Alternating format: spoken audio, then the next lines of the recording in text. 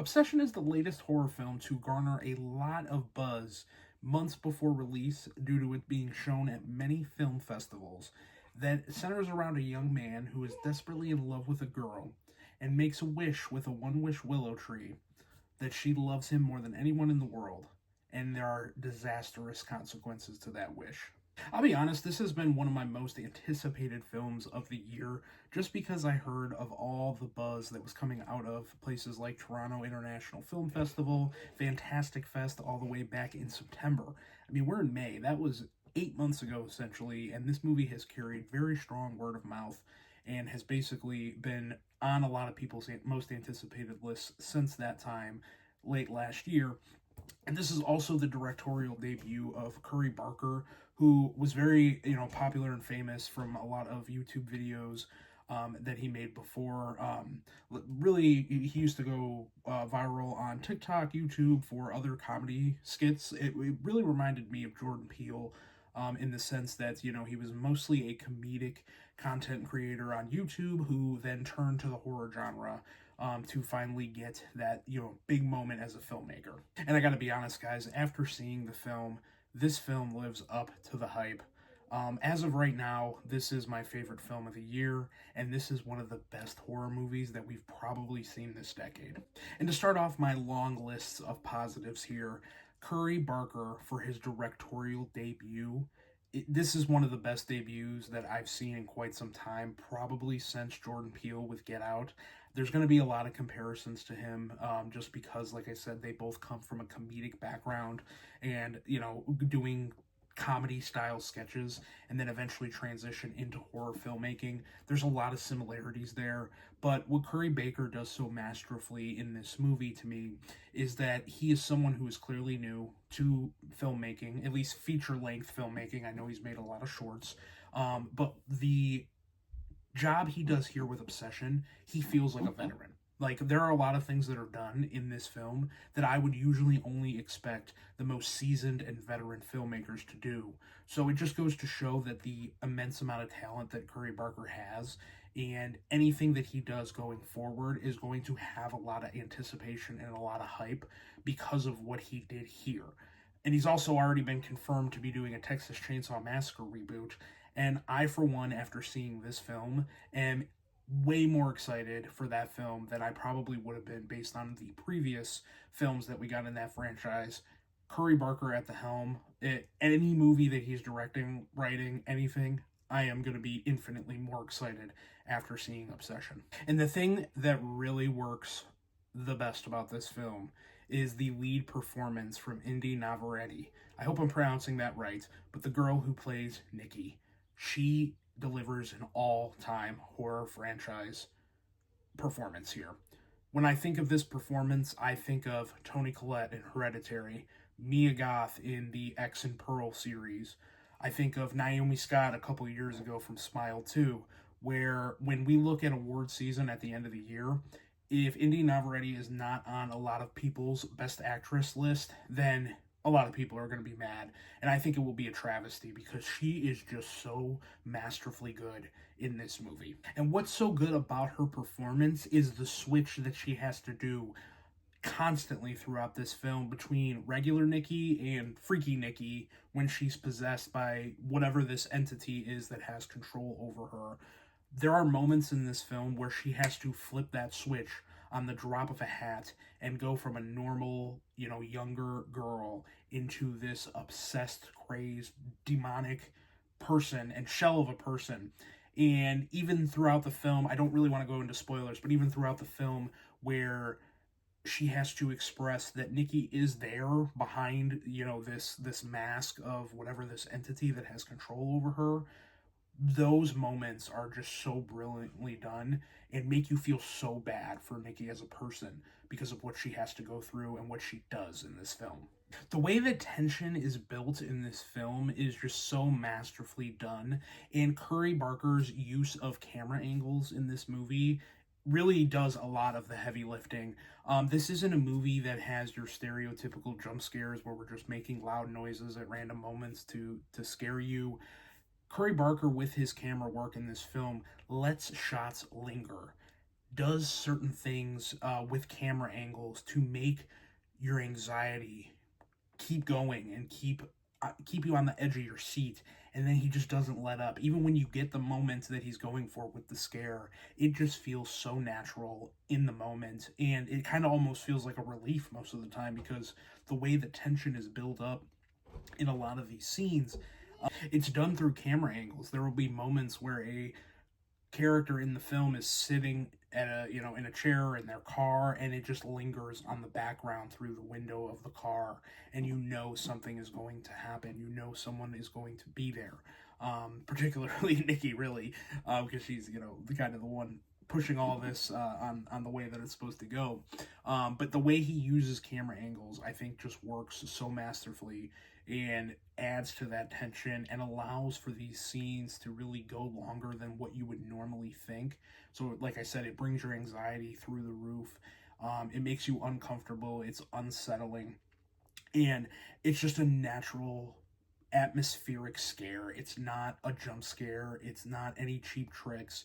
It's just done through the way that it is visually shown to you and through the creepiness of the scene and the setting that he puts out there. And my God, the way that he uses lighting in this film is just outright terrifying, specifically with the Nikki character. There are specific scenes in this film where Nikki is kind of lurking in the back, in the shadows, and you can't really see her or make out her face, basically to visualize the entity that has taken control of her. And it's just shot so masterfully. This is a gorgeous looking film. Every scene, it feels like Curry Barker had intention with what he was trying to convey on the screen, and it just all reeked of a veteran director for someone so young and so early into their career. I'm just blown away at how well he handled this film, and how excited now I am for any projects that he has going forward.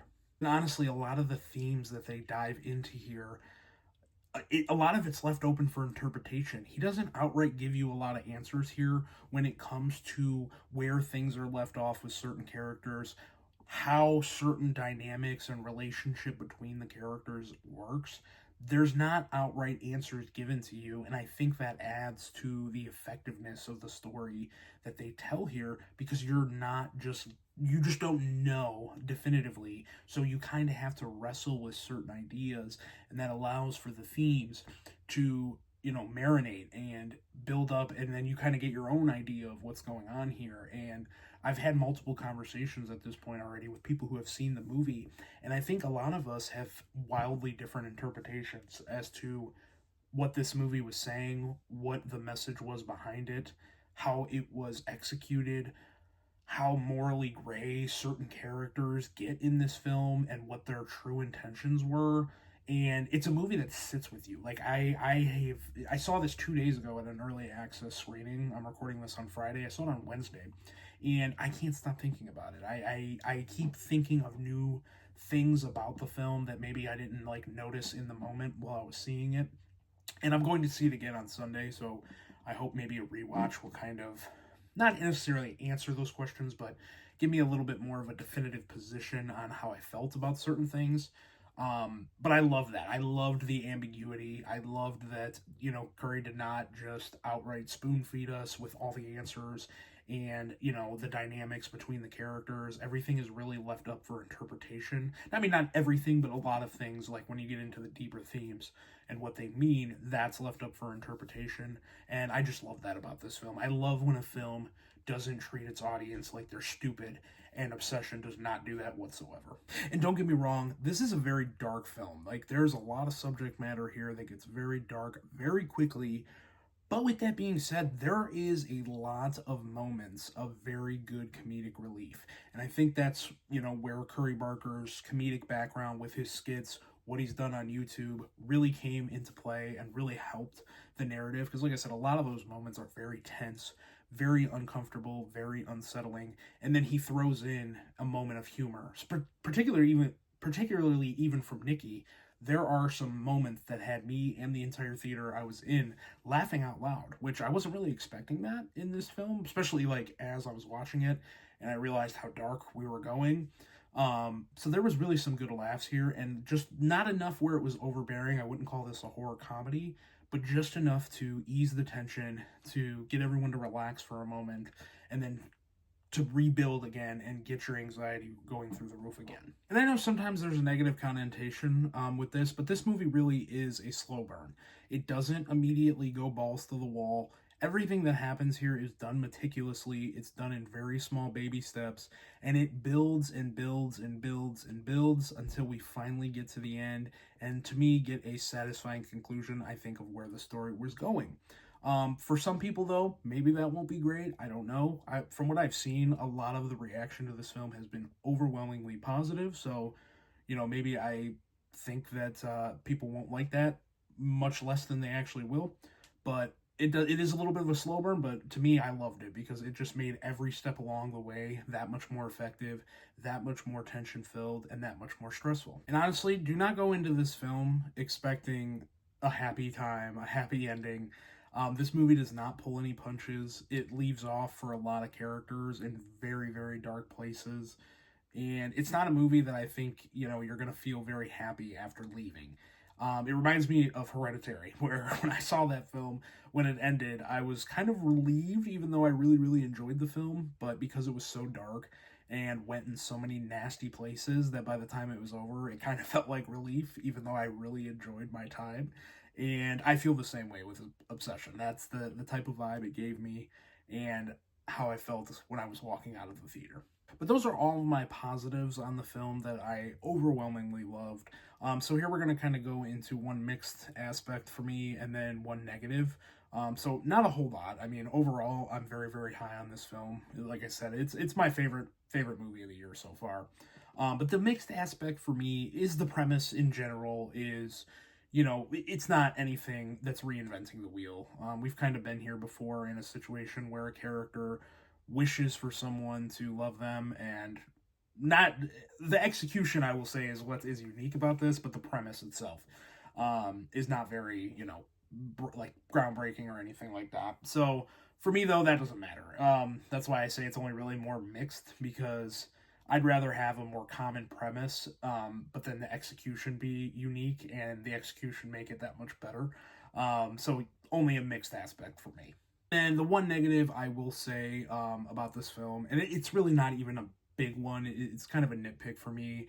I was enjoying this film so much that, like I said, it is a slow build. And by the time you get to the third act, once you get to essentially the wrap up environment and the wrap up scene of this movie, it did feel like it went a little bit quick. There were multiple character resolutions that happened within like 10 minutes. And, for how slowly and effectively the tension was built up throughout the film, once you get to that like final sequence of the movie, for it to wrap up that quickly, I kind of was like, ooh, that was fast. That was the only thing I noticed. Like, that was the time of the movie where I went, oh, okay, that was a lot quicker than everything else and the build up for everything else that we got in this film. So that was just noticeable. Again, it didn't sour me. I still think the ending and where we ended up was very natural for the story they were telling, and was still satisfying. So it's not like the ending was bad or anything like that to me. I would have just liked a little bit more time to kind of sit in that environment and deal with that a little bit more, whereas it just goes balls to the wall and kind of wraps up. So I would say that was the only thing I just didn't like about the film, but if you only have one negative about the film, you made a damn good film, and one that, people are going to remember for a very long time. Yeah, so that's it for me, guys. That's my review of Obsession. I love the film. I mean, there's nothing else I can really say. To me, it's a 5 out of 5, 10 out of 10, however you rate a film. Even though I have one negative, it doesn't matter. This to me is almost a damn near perfect film. And one that I think I'm going to revisit quite often. Like I said, I'm going to see it again this weekend for my second time. I don't know if I'll see it a third in theaters. Maybe I'll wait till it comes out at home. But I mean, just bravo to Curry Barker, Indy Navarrete. I mean, absolute Oscar-worthy performance. I really hope she gets recognition once award season for this year rolls around, because she would absolutely deserve it. And I think she's up there with some of the greatest horror performances of all time. So, what a great movie.